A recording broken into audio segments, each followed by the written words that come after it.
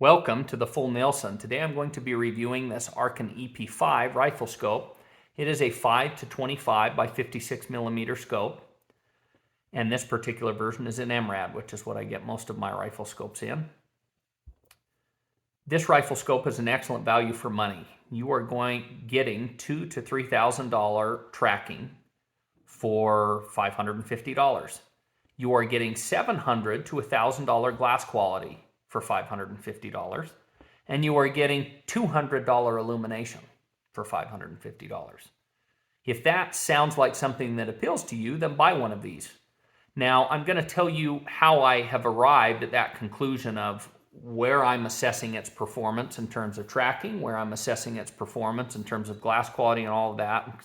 Some of the scopes that I've used that have allowed me to arrive at that conclusion. In terms of tracking performance, I have used Night Force, Minox, US Optics, Vortexes, AMGs, Razor Gen 2s, Razor Gen 3s, Burris XTRs, Bushnell, what is it? Their DMR series or something like that they used to have. Vortex PSTs. So I've used some scopes that are in the $2,000 to $3,000 range. I still own quite a few scopes that are in that range.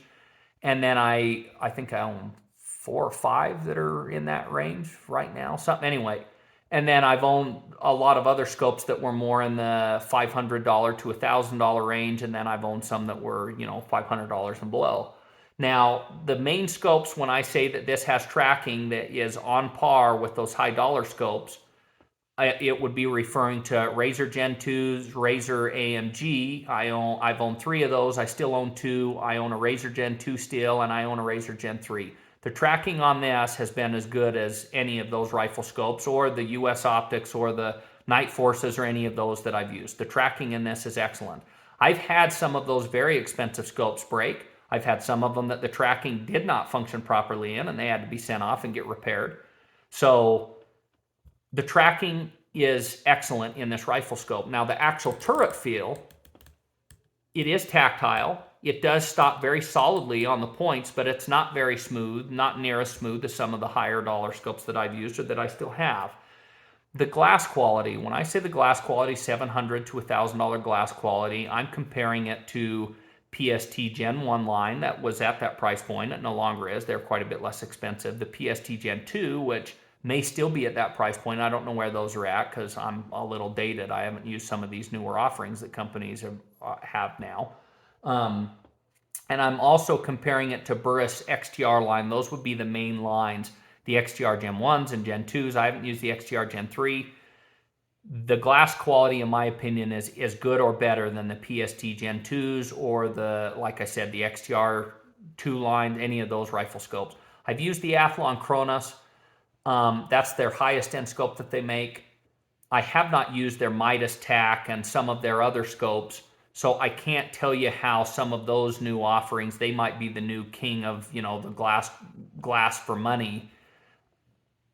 I can't speak to those. So when I say $700 to $1,000 glass, understand I'm comparing it to scopes that I have used or had used that were at that price point. There may be better offerings today, but I'm sure there's a lot of people out there that have used PSTs or used XTR Gen or XTR 2s or any of those scopes. So that's what I'm talking about when I say the glass quality is that good. In terms of the illumination, probably my most inexpensive scope that I still own, that I still regularly use on one of my hunting rifles is a Burris MTAC 3.5 to 10 power, and the illumination on that scope is better than this scope or as good as this scope, and that was like a $300 or $350 scope or something like that.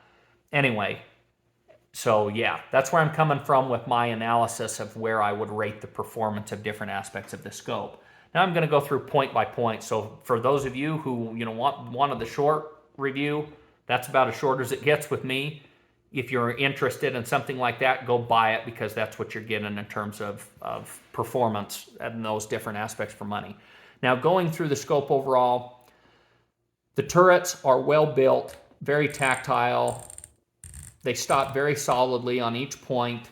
The zero stop is excellent. very well designed. You just drive this, undo your set screw, drive this screw down in where you want your zero set after you've slipped your turrets to where they need to be, like on a lot of rifle scopes.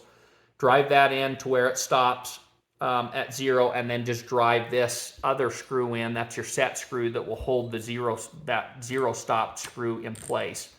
Very solid, works very well, and it's very fast. I like the design of that. The overall adjustment of the scope is also excellent. It is superior to what you're getting from Vortex or Burris or any of those companies at this price point. They don't make scopes in the 500 some odd dollar range that have like 110 or however much MOA of adjustment, which is what these scopes have. So the overall amount of adjustment you get, the precision, and the turret feel is excellent.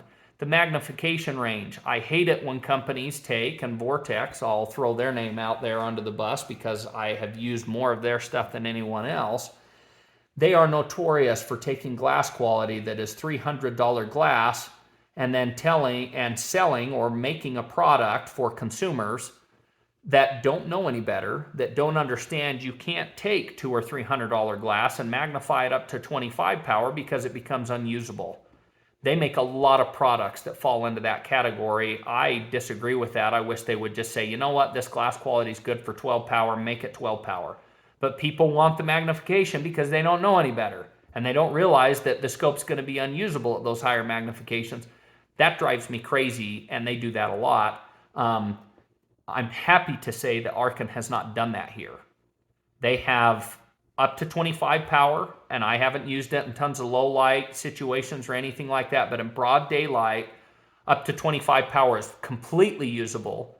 And the eye box and everything through the entire magnification range is great and not overly sensitive, nothing like that. So I think this is a very well thought out, well designed scope. They didn't go do something shady like, oh, I know, let's crank it up to 25 power and do this and that, even though it'll look like crap and be unusable. So awesome in that regard. The magnification ring itself is backwards, meaning you turn it counterclockwise to increase the magnification and clockwise to decrease the magnification. That's a minor annoyance.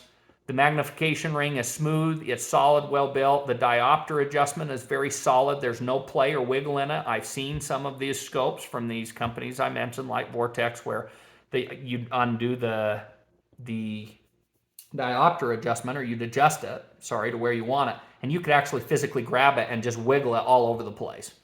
And I called them about some of that. Oh, no, that's normal. And I'm like, well, maybe it's normal for you, but my other scopes don't do that. Anyway, to me, this is very well built in terms of the diopter adjustment and the magnification ring here. Now, this parallax adjustment is perfectly smooth.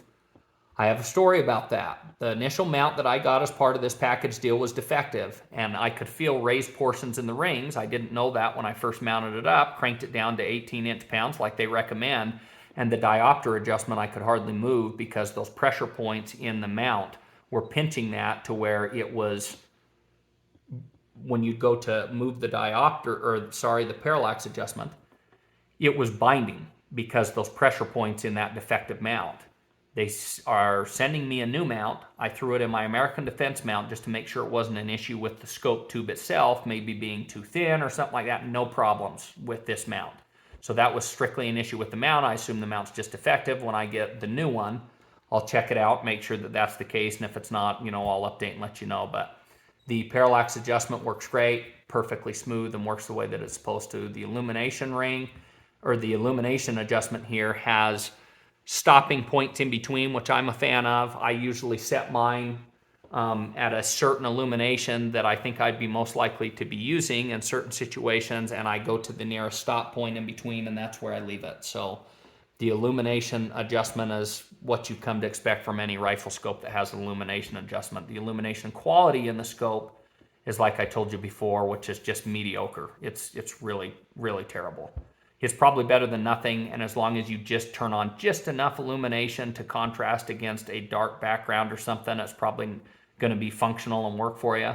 But if you like running high illumination, I found that when you crank it up, you actually get a weird distortion, and it looks really terrible. You just have to get one to look at it to see what I'm talking about.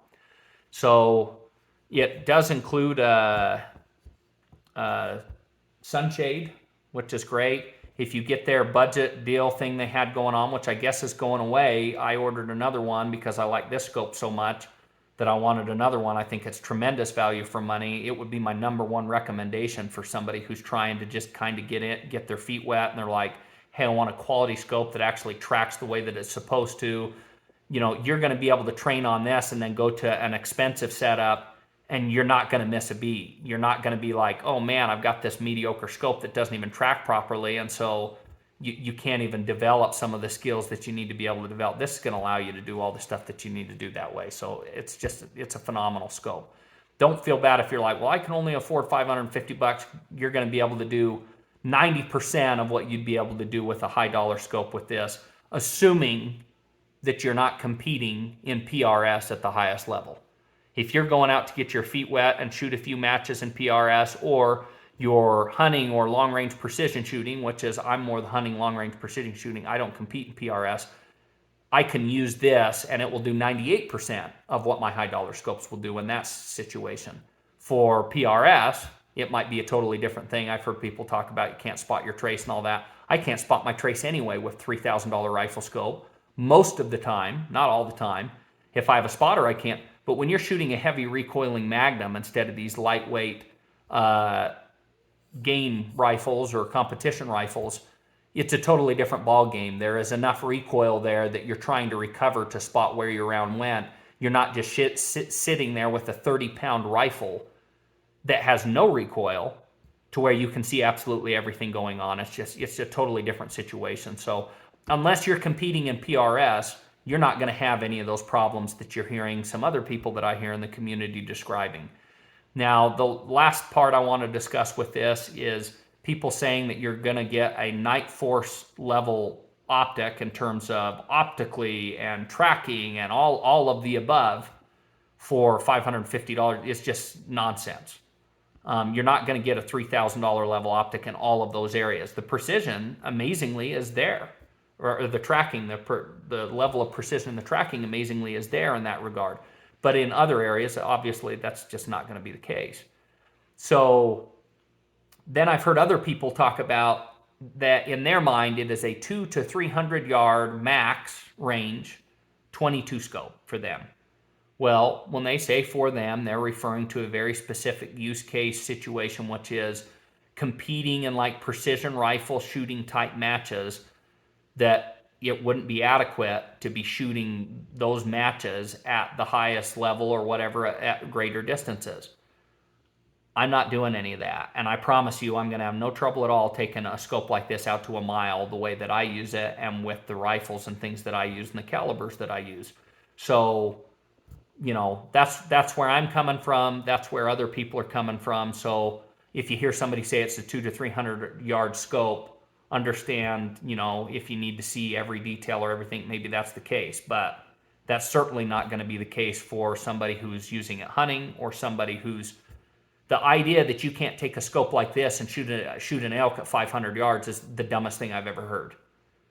That I'll just put it that way. Like, you know, if somebody says, oh, it's a 200 to 300 yard, I could easily use this thing at that distance on big game, no problem. And for long range precision shooting, I guarantee I can shoot it out and hit targets that are standard IPSC size target out to a mile with the scope. And I'll do that this summer. So once things warm up and I can get out further to some of my longer ranges, that I'll be doing more of that. But anyway, I know I went off on a bit of a rant there, but those are my overall impressions and my feelings about this product. I think it's a great product. I think Arken overall is a phenomenal company. Me dealing with them with the mount issue that I had, super professional and gonna make it right no matter what. And it's not, oh no, this guy's gonna post a video that's gonna hurt our reputation, so we'll make it right. They had no idea who I am, that I do reviews, any of that. None of that stuff was mentioned. And the way that they treated me, I would absolutely recommend anybody do business with them. They're gonna make it right if there's any problem on their end with a product that they're producing or that they're distributing. So I highly recommend them overall as a business, and I highly recommend the EP5 rifle scope. It would be my number one recommendation for somebody who's on a budget that is looking for a high quality rifle scope that they want to use for precision long range shooting. That's all I have to say about this rifle scope today. If you guys have any questions or comments, feel free to leave those in the comments section below. Thank you for watching. Have a nice day.